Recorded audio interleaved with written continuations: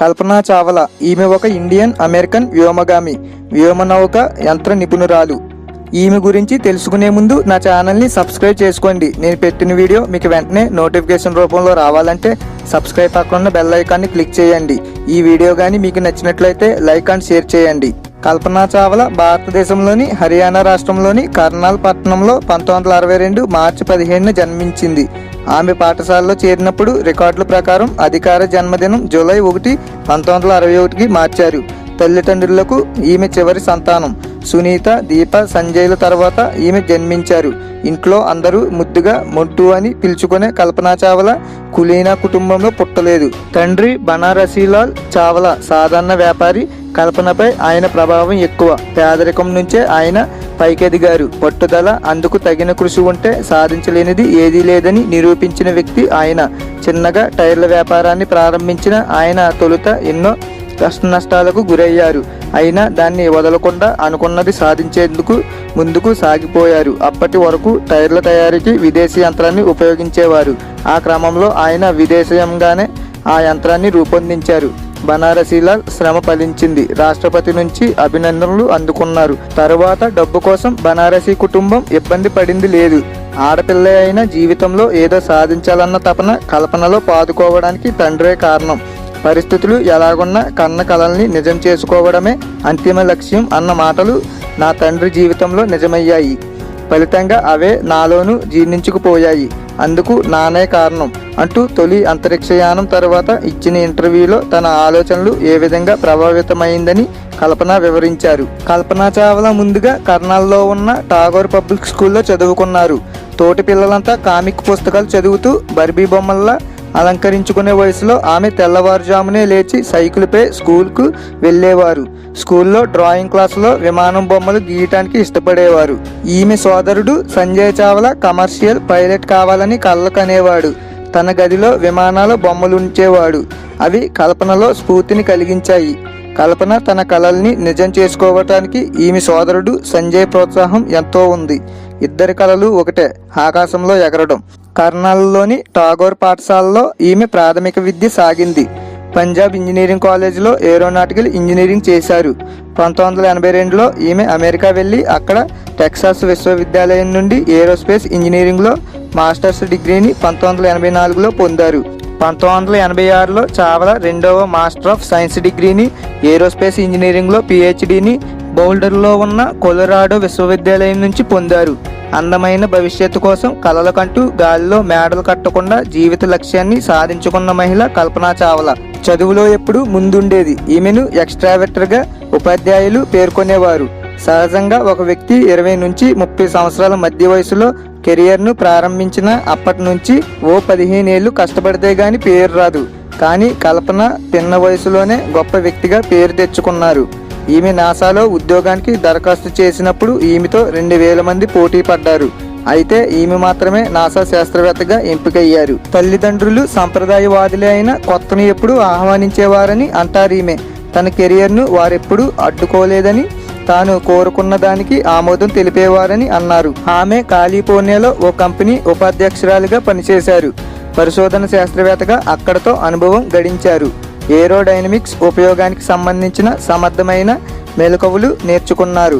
Simulation, analysis of flow physics తదితర వైవిధ్యమున్న అంశాలను శోధించారు. ఇదంతా national aeronautics and space administration నాసాకు దరఖాస్తు చేయకముందే జరిగింది. ఆమె 1983లో విమానయాన శిక్షకుడు, విమాన చోదక శాస్త్ర రచయిత అయిన జీన్ పియర్ హారిసన్ను వివాహం చేసుకున్నారు. 1990లో యునైటెడ్ స్టేట్స్ దేశ సమర్థ పౌరురాలిగా అయ్యారు. తాజాగా రోదసీకి వెళ్లే ముందు నాసాకి ఇచ్చిన ఇంటర్వ్యూలో ఈమె తన కెరియర్ను ఎలా ప్లాన్ చేసుకున్నారో వివరించారు. మేం ఉన్నత పాఠశాలలో చదువుకుంటున్నప్పుడు మేం కర్నాల్ అనే చిన్న ఊర్లో ఉండేవాళ్ళం. ఆ ఊర్లో ఫ్లయింగ్ క్లబ్ ఉండటం చాలా కలిసి వచ్చింది. నేను, మా సోదరుడు సైకిల్ తొక్కుతూ ఊర్లో తిరుగుతుంటే ఆకాశంలో పుష్పక విమానాలు కనిపించేవి. ఇద్దరికి వాటిల్లో ప్రయాణించాలని ఉండేది. ఒకసారి నాన్నను అడిగితే ఫ్లయింగ్ క్లబ్కు తీసుకువెళ్లి ఆ విమానంలో ప్రయాణించే అవకాశం కల్పించారు. ఏరోనాటికల్ ఇంజనీరింగ్కు సంబంధించి ఇదే నా తొలి అనుభవం. ఎదిగే కొద్దీ JRD టాటా గురించి కూడా తెలిసింది. తొలిసారి మన దేశంలో విమానాలను నడిపింది ఈయనే. ఆనాడు టాటా నడిపిన విమానాన్ని కూడా చూశాను. విమానాన్ని చూసిన రోజుల్లో ఆయనేం చేసింది తెలుసుకోగానే నా ఆలోచనలు అలా అలా మబ్బుల్లో తేలిపోయాయి. హై స్కూల్లో చదువుతున్నప్పుడు నీవు ఏం కావాలని అనుకుంటున్నావని అడిగినప్పుడు ఏరోస్పేస్ ఇంజనీరింగ్ అని టక్కున చెప్పేదాన్ని. అది నాకింకా గుర్తే. 10th క్లాస్ తర్వాత ఇంటర్లో చేరాలంటే ఇంటర్లో ఏ గ్రూప్ తీసుకోవాలన్నది ముందే నిర్ణయించుకోవాల్సి ఉండేది. నేను ఏరోస్పేస్ ఇంజనీరింగ్ కావాలని అనుకున్నందున లెక్కలు, ఫిజిక్స్, కెమిస్ట్రీ చదవాలని నిర్ణయించుకున్నాను. ఇంజనీరింగ్ ముందే లెక్కలు, ఫిజిక్స్, కెమిస్ట్రీ, లెక్కల్లో ప్రావీణ్యం సంపాదించాల్సి ఉంటుంది. తర్వాత పంజాబ్ ఇంజనీరింగ్ కళాశాలలో ఏరోస్పేస్ ఇంజనీరింగ్లో సీట్ వచ్చింది. అప్పట్లో నా లక్ష్యం ఏరోస్పేస్ ఇంజనీరింగ్ కావడమే. వ్యోమగామి అవుతానని ఆ రోజుల్లో నేను ఊహించలేదు. ఎయిర్ క్రాఫ్ట్ ఇంజనీరింగ్ కావాలని కోరుకున్నాను. ఇంజనీరింగ్ మొదటి సంవత్సరం కూడా క్లాస్లో అడిగినప్పుడు ఫ్లైట్ ఇంజనీరింగ్ అవుతానని చెప్పాను. అప్పట్లో ఫ్లైట్ ఇంజనీరింగ్ అంటే ఏం చేస్తారో కూడా నాకు అవగాహన లేదు. నేను అనుకున్న ఎయిర్ క్రాఫ్ట్ డిజైన్కు ఫ్లైట్ ఇంజనీరింగ్కు సంబంధం లేదు. వ్యోమగామిగా ఒక రకంగా చేస్తున్నది ఫ్లైట్ ఇంజనీరింగ్గానే కదా. ఇంజనీరింగ్ కాలేజ్లో నాతో పాటు 7 అమ్మాయిలే ఉండేవాళ్ళం. వాళ్ళల్లో ఏరోస్పేస్ ఇంజనీరింగ్ చేసింది నేను ఒక్కనే. ఏరోస్పేస్ ఇంజనీరింగ్ కావాలన్నప్పుడు మా ప్రిన్సిపల్ వద్దన్నారు. చాలా కష్టమని ఎలక్ట్రికల్ కానీ మెకానికల్ కానీ తీసుకోమన్నారు. ఏరోస్పేస్ ఇంజనీరింగ్ ఇవ్వండి, లేదంటే ఇంటికి వెళ్ళిపోతానంటూ చెప్పాను. చివరికి ఇవ్వక తప్పింది కాదు. నీకు అందుబాటులో ఉన్నది లేదు అని కాదు. ఒక లక్ష్యాన్ని ఏర్పరచుకున్న తర్వాత ఆ వైపు మాత్రమే ప్రయాణించాలని మాత్రమే నేను యువతకు సూచించగలను. స్నేహితులున్న, కుటుంబ సభ్యులున్న, చదువు చెప్పిన ఉపాధ్యాయులన్న కల్పనకు ఎనలేని అభిమానం. ఎక్కడున్నా మనసుకు దగ్గరైన వారందరితోనూ భావాలను పంచుకునేవారు. కొత్త కొత్త లోకాలకు వెళ్తున్నట్లు భావిస్తూ ఊహల లోకాల్లో విహరించేది. తరచూ స్నేహితులందరితో కలిసి పార్కులకు వెళుతుండేది. అలా ఒకసారి పార్కుకు వెళ్ళిన కల్పన మనం ఇక్కడ లేనట్లు ఊహించుకుందాం. ఇప్పుడు ఎక్కడో తెలియని దిగంతాల ఆవలికి వెళ్ళిపోయాం. అక్కడే ఎంతో ఆనందంగా ఉన్నాం అంటూ తనతో పాటు స్నేహితులను కూడా ఊహలోకాలకి తీసుకుపోయేవారు. ఈమె ఊహించని దానికన్నా ఎక్కువగా ఈరాలను దాటి వెళ్ళాయి. తరువాత ఈమె వ్యోమగామిగా, అంతరిక్ష శాస్త్రవేత్తగా ఎదగడానికి పునాదిగా ఈ ఊహలే ఉపకరించాయి. ఇంటర్ పాస్ అయిన తర్వాత కల్పనకు సమస్య ఎదురైంది. ఏరోనాటికల్ ఇంజనీరింగ్ కావాలన్న కోరికను తండ్రి వద్ద బయటపెట్టారు. తండ్రి అంగీకరించలేదు. గౌరవప్రదమైన వైద్య వృత్తిని స్వీకరించాలని సూచించారు. ఏదైనా విషయాన్ని 1-2 సార్లు నమ్మకంగా చెబితే తండ్రి కాదనరన్నది కల్పన విశ్వాసం. ఈమె అనుకున్నట్లే జరిగింది. కల్పనే గెలిచారు. చండీగఢ్లోని పంజాబ్ ఇంజనీరింగ్ కాలేజ్లో బీఎస్సీ ఏరోనాటికల్ ఇంజనీరింగ్ పూర్తి చేశారు. 1982లో డిగ్రీ చేతికొచ్చింది. ఈమెకి ఇంకా పై చదువులు చదవాలని ఉంది. అమెరికాకు వెళ్లాలన్న తన ఆంక్షను తండ్రి వద్ద బయటపెట్టారు. తండ్రి వీల్లేదన్నారు. అందరిలాగే పెళ్లి చేసుకుని స్థిరపడాలన్నది ఆయన కోరిక. ఈమె అంగీకరించలేదు. చివరకు తండ్రిని ఒప్పించి తన మాటే నెగ్గించుకున్నారు. అమెరికా వెళ్ళిన చాలా కాలానికి ఫ్రెంచ్ ఫ్లయింగ్ ఇన్స్ట్రక్టర్, వైమానిక వ్యవహారాల రచయిత జీన్ పియర్రా హారిసన్ తన భర్తగా చేసుకున్నారు. మాస్టర్స్ డిగ్రీ చదివేందుకు అమెరికాలోని టెక్సాస్ యూనివర్సిటీలో చేరారు. 1984లో అది కూడా పూర్తయింది. కొలరాడో యూనివర్సిటీలో పిహెచ్డి చేసి 4 ఏళ్ల తర్వాత డాక్టరేట్ పొందారు. కాలిఫోర్నియాలోని ఓ కంపెనీ ఉపాధ్యక్షురాలిగా పనిచేశారు. పరిశోధన శాస్త్రవేత్తగా అక్కడెంతో అనుభవం గడించారు. ఏరోడైనమిక్స్ ఉపయోగించడానికి సంబంధించి సమర్థమైన మెలకువలు నేర్చుకున్నారు. Simulation, analysis of flow physics తదితర వైవిధ్యమున్న అంశాలను శోధించారు. ఇదంతా national aeronautics and space administration నాసాకు దరఖాస్తు చేయకముందే. 1994లో మొట్టమొదటిసారి కల్పనా చావ్లా పేరు ప్రపంచానికి తెలిసింది. ఎందుకంటే అప్పుడు ఆమెను నాసా వ్యోమగామిగా ఎంపిక చేసింది. నిజానికి కల్పనా చావ్లా నాసాకు దరఖాస్తు చేసే నాటికి ఆమెతో పాటు దాదాపు 2000 మందికి పైగా అభ్యర్థులు దరఖాస్తు చేసుకున్నారు. అంతమందిని పరిశీలించి కేవలం 23 మందినే నాసా ఎంపిక చేసింది. 1995లో మిగతా 22 మందితో కలిసి నాసాకు చెందిన వ్యోమగామి శిక్షణ కార్యక్రమాన్ని ఈమె పూర్తి చేసుకున్నారు. టెక్సాస్లోని హ్యూస్టన్లో గల జాన్సన్ స్పేస్ సెంటర్లో తన శిక్షణ చాలా ఆనందంగా గడిచిందంటారు ఈమె. అక్కడి శిక్షణ గురించి వ్యాఖ్యానిస్తూ, శిక్షణ చాలా ఉత్కంఠభరితంగా తమాషాగా ఉండేది. తమాషాగాను ఉండేదిలేండి అనేవారు. తరువాత పైలట్గా వివిధ రకాల విమానాలు నడిపేందుకు అర్హత సాధించారు. 1997లో కల్పనా చావ్లా అంతరిక్షయానం చేసిన మొదటి భారతీయ మహిళగా చరిత్ర సృష్టించారు. అప్పుడు ఈమె 376 గంటల పాటు అంతరిక్షంలో గడిపారు. భూమి చుట్టూ 252 సార్లు పరిభ్రమించి 6.5 మిలియన్ల మైళ్ళు అంతరిక్షయానం చేశారు. నాసా వ్యోమగామిగా కల్పనను ఎంపిక చేసేటప్పుడు ఒక తమాషా సంఘటన జరిగింది. అదేమిటంటే ఈమెకు వైద్య పరీక్షలు చేశారు. ఒక డాక్టరు ఈమె ఎక్స్రే పరిశీలిస్తూ "నువ్వు శాకాహారివా?" అంటూ ప్రశ్నించారు. "అవును, నేనెప్పుడూ మాంసం ముట్టలేదు" అని కల్పన జవాబిచ్చారు. అది ఎక్స్రే చూడగానే తెలిసిందిలే, ఎందుకంటే లోపలంతా చాలా స్వచ్ఛంగా పరిశుభ్రంగా ఉంది అంటూ డాక్టర్ పెద్దగా నవ్వేశారు. కల్పన కూడా ఆయనతో గొంతు కలిపారు. 2003 జనవరి 16న రెండోసారి అంతరిక్షంలోకి వెళ్లే ముందు కల్పనా చావ్లా విలేకరులతో మాట్లాడారు. భారతదేశంలో మొట్టమొదటి విమానాన్ని నడిపిన జేఆర్డి టాటాయే నాకు స్ఫూర్తి. అందుకనే ఏరోనాటిక్స్ ఇంజనీరింగ్ను కెరీర్గా తీసుకున్నా అని చెప్పారు. భారత మహిళలకు మీరిచ్చే సందేశం ఏమిటని అడిగితే, ఏదో ఒకటి చేయండి, కానీ దాన్ని మీరు మనస్ఫూర్తిగా చేయాలనుకోవాలి. ఎందుకంటే ఏదైనా పనిని కేవలం ఒక లక్ష్యం కోసం చేయడం కాక దానిలో విలీనమై అనుభవించాలి అనేవారు. అలా అనుభవించలేని వారు తమకు తాము వంచుకున్నట్లే అని చెప్పేవారు. డాక్టర్ కల్పన 1988లో నాసా అమెస్ రీసెర్చ్ సెంటర్లో చేరారు. విమానయానానికి సంబంధించిన అనేక అంశాలపై పరిశోధనలు చేశారు. 1993లో కాలిఫోర్నియాలోని లాస్ ఆల్టోస్లో గల ఓవర్ సెట్ మెథడ్స్ ఇన్కార్పొరేటెడ్లో ఉపాధ్యక్షురాలు రీసెర్చ్ సైంటిస్ట్గా చేరారు. అక్కడి శాస్త్రవేత్తలతో కలిసి అంతరిక్షంలో శరీర కదలికలు సమస్యలపై అనేక పరిశోధనలు చేశారు.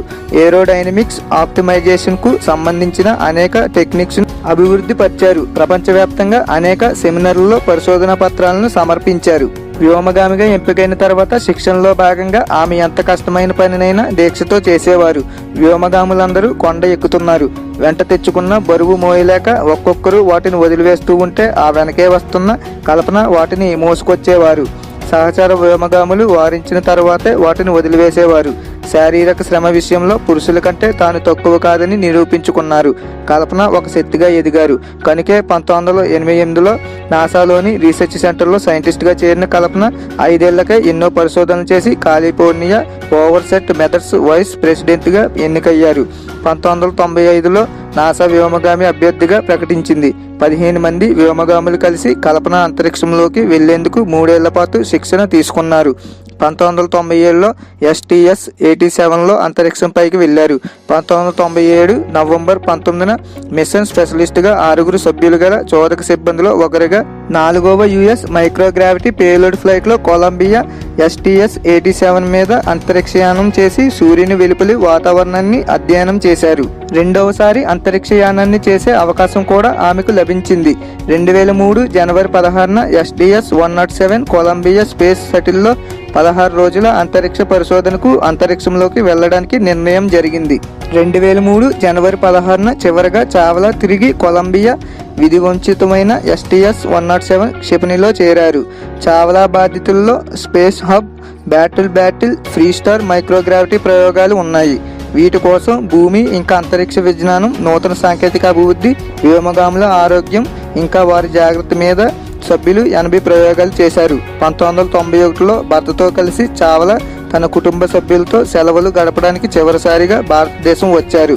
వివిధ కారణాల వల్ల చావ్లా వ్యోమగామి అయిన తర్వాత భారతదేశం రమ్మని ఆహ్వానించేటప్పటికీ ఆమె దాన్ని అనుసరించలేకపోయారు. కల్పనా చావ్లా పొందిన అవార్డులు: Congressional space medal of honour, NASA space flight medal, NASA విశిష్ట సేవ మెడల్, డిఫెన్స్ విశిష్ట సేవ మెడల్.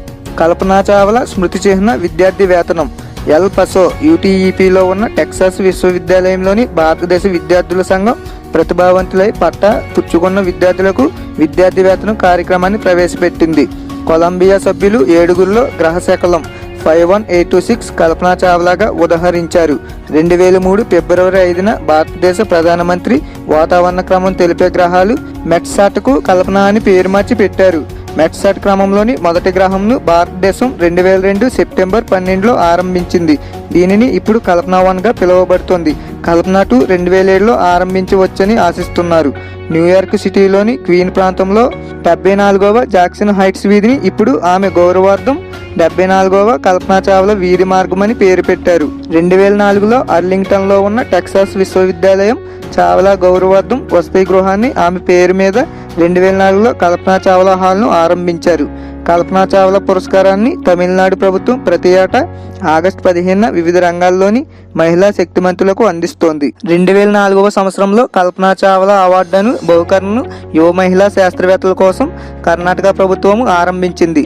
చావ్లా పోయిన తర్వాత పంజాబ్ ఇంజనీరింగ్ కాలేజ్లోని ఆడపిల్లల హాస్టల్కు కల్పనా చావ్లా అని పేరు పెట్టారు.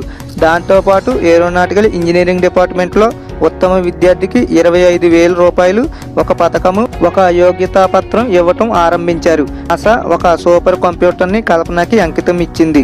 Florida Institute of Technology Columbia Village సూట్లో ఉన్న విద్యార్థుల అపార్ట్మెంట్ ఆవరణలోని హాల్లకి ఒక్కొక్క వ్యోమగామి పేరు ఒక్కొక్క దానికి పెట్టారు. చావ్లా పేరు కూడా ఉంది దీనిలో. ఇలా కల్పనా చావ్లా పేరుతో చాలా జ్ఞాపకార్థాలు ఉన్నాయి.